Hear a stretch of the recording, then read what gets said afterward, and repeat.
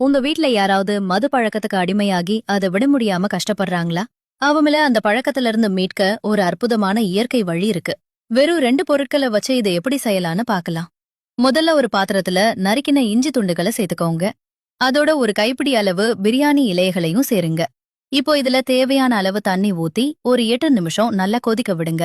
இஞ்சில இருக்கிற மருத்துவ குணமும் பிரியாணி இலையோட வாசனையும் ஒன்னா சேரும்போது இது ஒரு சிறந்த மருந்தா மாறுது. இந்த தண்ணீரை குடிக்கும்போது அவங்களுக்கு மது மேல இருக்கிற ஆர்வம் கொஞ்சம் கொஞ்சமா குறைய ஆரம்பிக்கும்.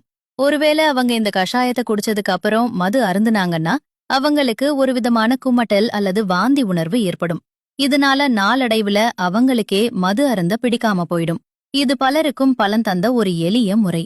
வாரத்துக்கு 2 நாள் மட்டும் இத தயார் செஞ்சு கொடுங்க. 3 நாளைக்கு அப்புறமே அவங்க கிட்ட நல்ல மாற்றத்தை நீங்க பார்க்க முடியும்.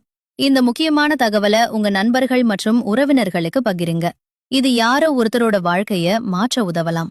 இது போன்ற பயனுள்ள குறிப்புகளுக்கு நம்ம குக்கிங் கடல் பக்கத்தை ஃபாலோ பண்ணுங்க.